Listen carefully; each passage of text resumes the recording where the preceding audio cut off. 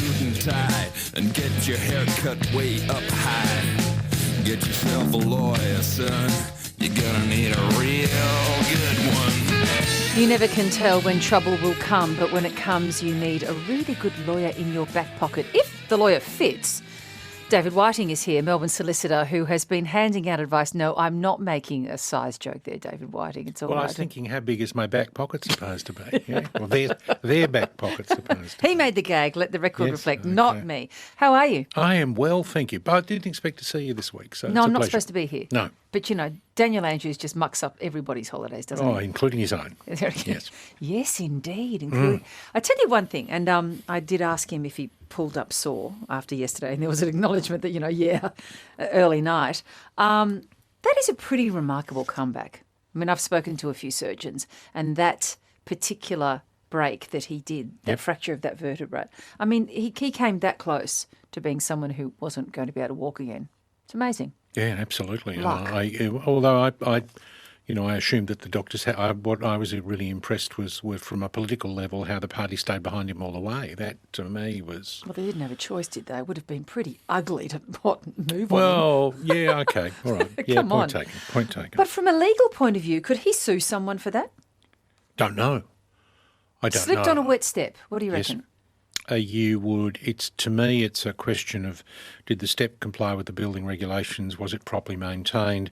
There are issues in relation to when you own a holiday home and you rent it out to someone. Yep. Is it safe for people to occupy? Mm-hmm. So there's those kinds of issues. So something just being wet is not an issue. That's sort of, be careful out in the rain. Yes. But if it was a step that was not maintained well enough to deal with being wet? Yes, but if if you were to look at from a litigation perspective, your issues are what's your income loss. So was there income loss is a question. If from you're on all the sick papers leave, there's would no indicate. income loss? Well, the question would be, some people don't use their sick leave because there's a compensation claim. There would appear to be no loss of future income, and there would appear to be no medical expenses that are relevant. So if you think about it, Well, there are medical expenses. yes, but if you're not making a claim on someone else, they're either covered by your. If you form the view I you don't see. have a claim against someone else, they're covered either by the Medicare system or your private health fund. Or work cover? It might be depending on where it was, there might be work cover involved. Yes, Well, it was a working morning, so work cover absolutely could be involved. could be. Has the Premier ever been asked that? Need to establish that, whether there's been a work cover claim, because that was during working hours for him. He was heading off to a job. What happens as I understand it, politicians and judges do not have a formal sick leave entitlement. The expectation is that you will continue to the job as you can for as long as you can. So you are, the indications or the expectation is that when you've formed the view that you're not returning to work, then you ought to go. But judges, for example, don't have a sick leave entitlement. They just don't sit in court for a period of time. Well, we were told that he was on paid leave. I think everyone just assumed it was sick leave. But I'll go back through the actual quotes and see what was said. Let's get to your assistance. We have no homework, so it's over to you. 1300 222 774 if you have or are in need of some help. Susie in Carnegie, what's happened to you? Okay, thanks for taking my call. On the 6th of March 2020, I had a very high temperature and at 4 o'clock on a Friday night, very tired, collided with the back of a small van on Yes. Warrigal Road. Yep. With the high temperature, I had a very old car, so it didn't really matter to me. Susie, that I'm much. always a bit cautious when you give us too much information because you never Okay. know who's listening. We've now got a Okay. date. We hit a van. It was on Warrigal Road. Okay. Radio. Okay. I gave the person my number plate, and I think from memory also my license, and off we went. I didn't hear until a week and a half ago from an insurance company Yes. that I owed them nearly $12,000. Yes. I've had no quotes. I've had nothing in between. It was a really small accident to the point that it wasn't worth my while fixing my car, and I was going to change my car anyway. Susie, you're entitled to go back to the insurance company and say, Yep. sorry, let's do this in two bits. First of all, they need to prove their loss. Now, insurance companies, when the owner of the van that you hit made a claim on the insurance company. The insurance company does not know Susie's creditworthiness. It doesn't know whether you're good for it or not good for it. So they start by assuming no one's going to pay them. And so they get the repair done, they deal with the claim on the basis that the money's coming back from no one. You can go to the insurance company and say, tell me how you made up the $12,000. What's it made of? What's the repair quote? I also know...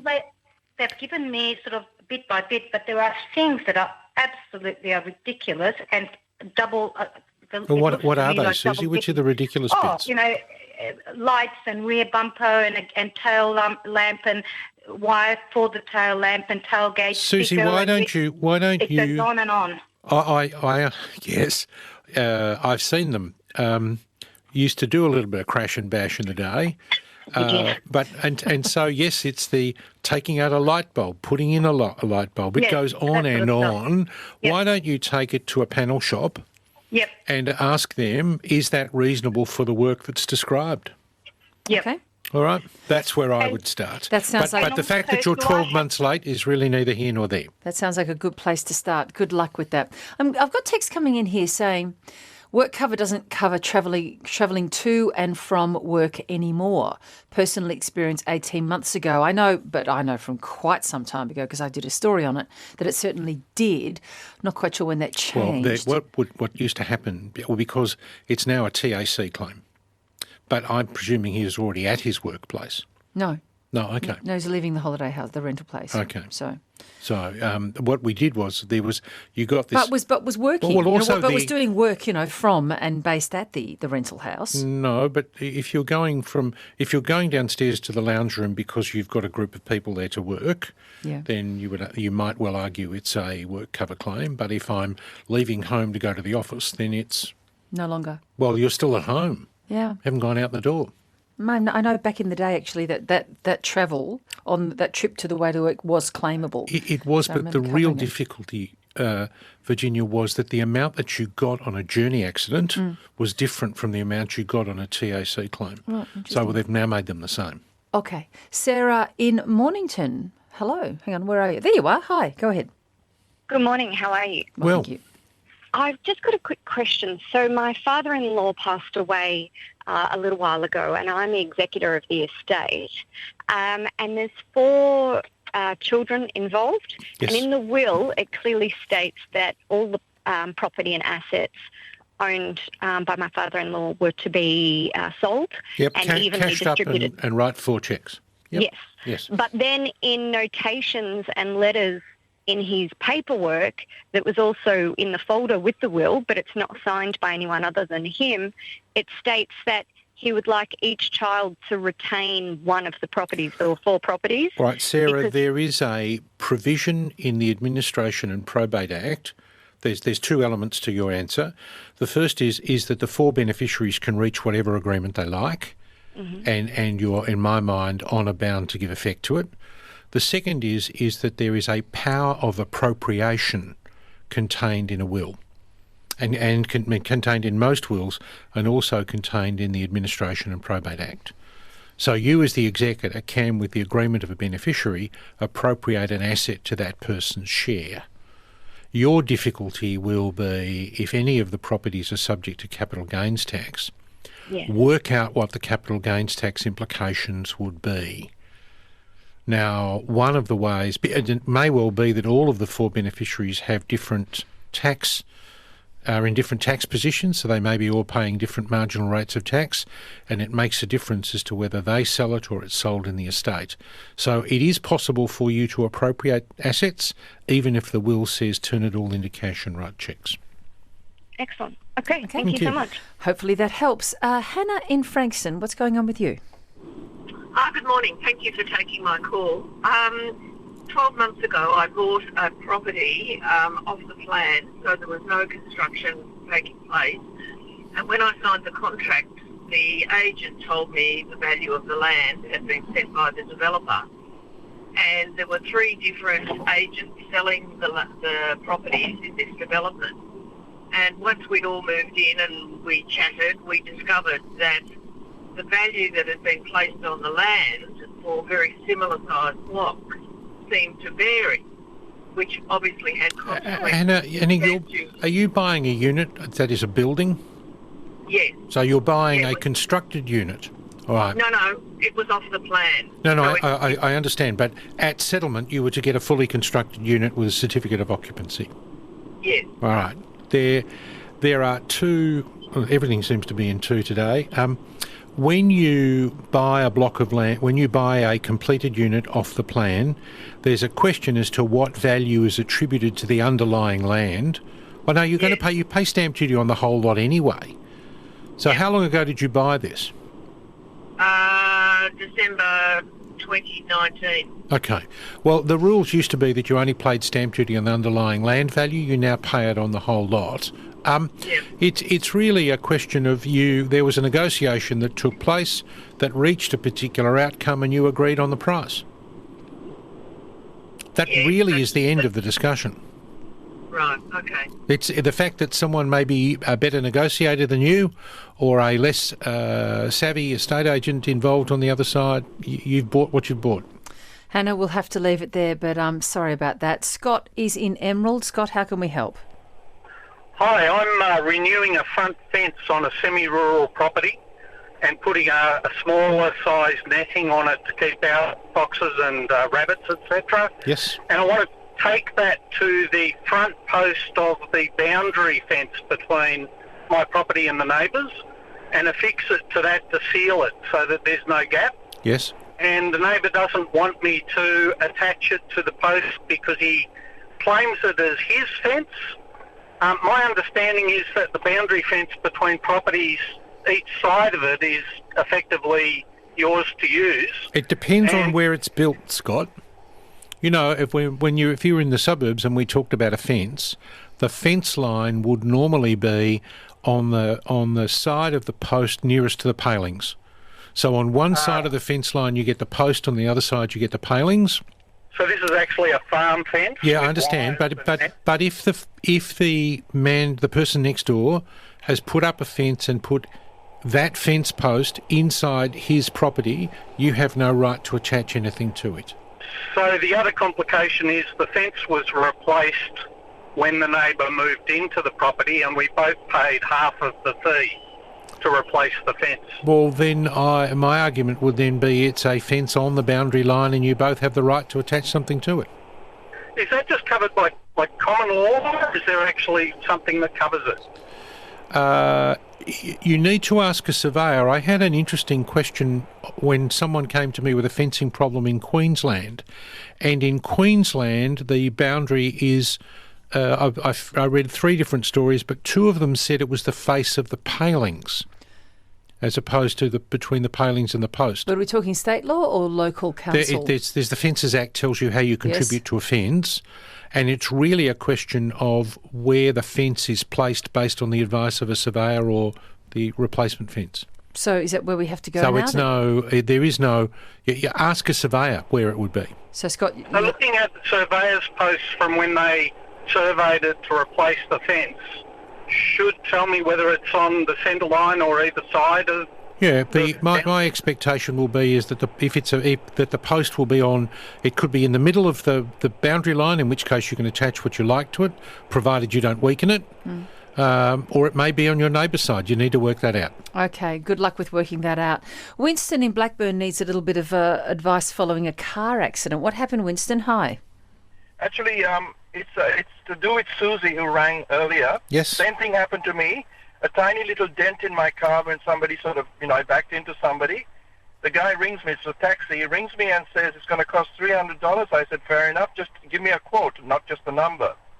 He never contacted me again. 6 months later, I get a bill for $3,500, right? Yes. I fought it on my own, writing letters to the guy, his lawyer, whatever, and it never got solved. A panel, I did what you just said. I went to a panel shop and asked the guy, said, can you tell me, look at my car, there's no damage, etc. He said, listen, mate, this is what you do in any accident, however minor. Take 10 photos, take a photo of the guy's driving license and then Yes. contact your insurance company. Make Sure. a claim immediately. Document. Yep. Thanks for calling Take a in. picture. Thanks, Winston. Dennis in Pascoe Vale South, how are you? What's happening? Hi, Virginia. I've got a question. My daughter has got a rental property, and on her rental property, she's a tenant. On Yes. her rental property, she's got a very large shed. One of her neighbours had to leave their home, and she offered her shed for them to store all their possessions. So it's got furniture, kids' toys, a whole lot of stuff. My daughter now needs to leave a rental, and the shed is full of the neighbours' possessions, and she can't get them to remove them. Does she know where they are? She's knows that she's SMSing them, but she's not getting a response. But she doesn't know where they live. No. Wow. Do you think they're valuable or not valuable, Dennis? Well, it's. I think some are probably worthless. Like some are in a very bad state. But you got things like fridges and dryers and washing machines. So is it an entire household of stuff, is it, in one shed? Pretty much so. It's a very large shed Wow. on a property in Shepparton. Dennis, every couple of months we get a phone call from someone says, I'm storing something. Just like this. It's Yes. amazing. So, It's because people are generous and kind. yeah, and then And regret for a then period left of with time. it, yes. So what do we do? So I look, in an ideal world, the cheapest way would be to deliver it to them. I would be talking to the agent COD. controlling the property. Well, no, I want this problem to go away as quickly as I can. So you've got to pay. So you've got to pay for it. No. We're arguing about whether or not they'll come and get them. They won't. So what do? The carrier that you send COD is going to make you ultimately responsible anyway. So my preference would be pay someone to deliver them to the place where this person is and move the problem to them. Is that even feasible? She doesn't know where they live. Yeah. Dennis, talk to the agent who manages the property next door and see if you can get some information as to where you can find that person. Otherwise, if they've got an SMS and you're confident that it's that, you might say that you are going to, I don't know, it's a value judgment. If you throw them out, are you going to get sued? That's the tricky bit, and Yes. also she's a tenant, and the owner of the house will expect that when she leaves the Yes. house that she doesn't leave all these. Absolutely, Yeah. absolutely, because they're there because of her. So the expectation is that your daughter will arrange for the removal of those items before the lease comes to an end. And if she disposes of them, then what? There's an argument that she's in fact converted them. So the question really is whether or not, and in which case she gets sued for their value. So you get down to the question of, I asked you to mind this stuff for me. You minded it for me, and now you've sold it or you've given it away. I want the value. So you might talk to someone who buys this stuff and say, well, how much for the whole lot? And then what you've got is a market appraisal to argue about whether or not, yes, I did sell it. I got a proper figure for it. Here's the money. oh yeah, okay. I know it doesn't No sound easy answer. No, it doesn't sound enormously helpful, and we're sorry about that. Ross in Cheltenham, good morning. Oh, good morning. Thanks for taking my call. I just got a question about DIY probate. My mother is in aged care, has been for about 6.5 years, and is not in the greatest of health. I manage her financial affairs, which are pretty straightforward. I think she has a term deposit. A term deposit, a pension account and a bond at the aged care facility. That's pretty much it. Yep. And she's got a will, and in her will she has made provision for her 5 grandchildren, and I have a brother, and we will split the rest. Yep. And it's all pretty straightforward, I think.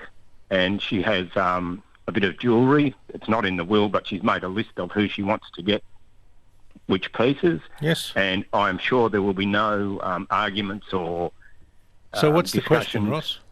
Ross? Is it very difficult to do? I see online you can get you'll be able to do it yourself. Right? Oh, yep. You can get all of the forms from the Supreme Court website.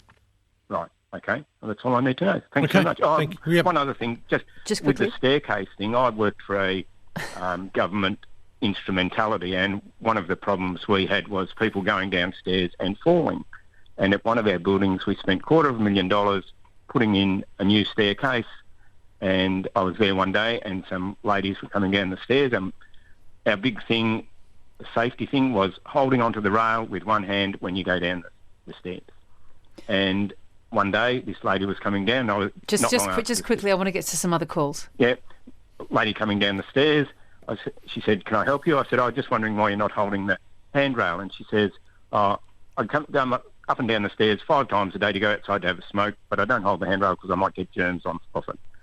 Well, I guess that's probably something that might be top of mind during COVID times as well. But yes, always hold the handrail, as the message goes. Kim in Oakley, we've got an estate question. How can we help, Kim?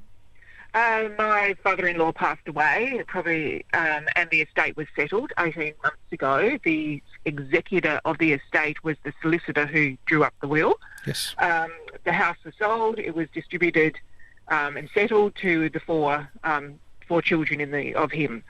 Now, 18 months later, they've got a letter from the executor, so from the solicitor, saying, "Whoops, we missed the capital gains tax, which was $22,000 or so.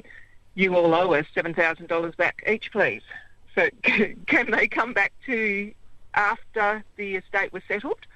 The general proposition, Kim, is that when an executor parts with money to a beneficiary, as in terms of paying them their entitlement, that's normally the end of it. Yep. It's not. I can't say that it will be, and if I was the executor, I would probably trust my luck and sue you for your share of it. But do they have to, by law, pay it back?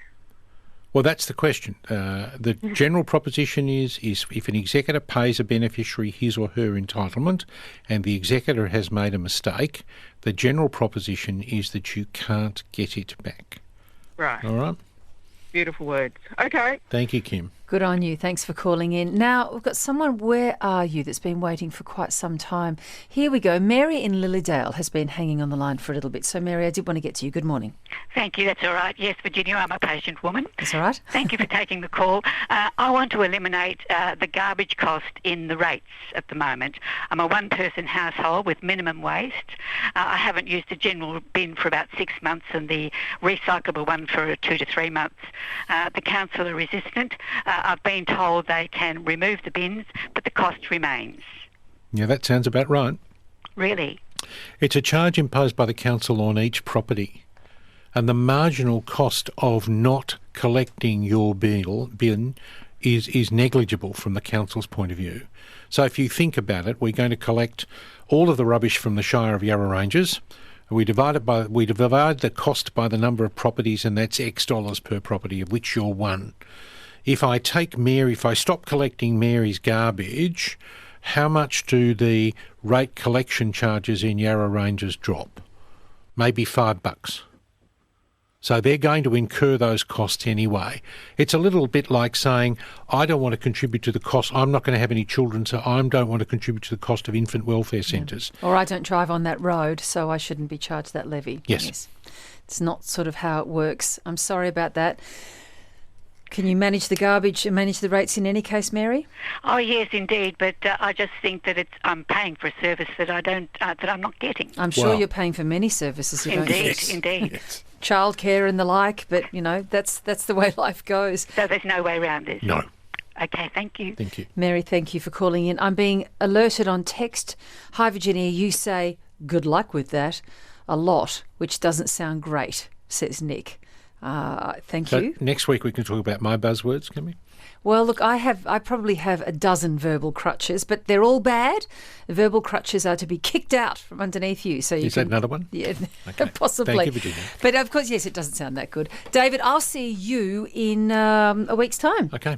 Fantastic.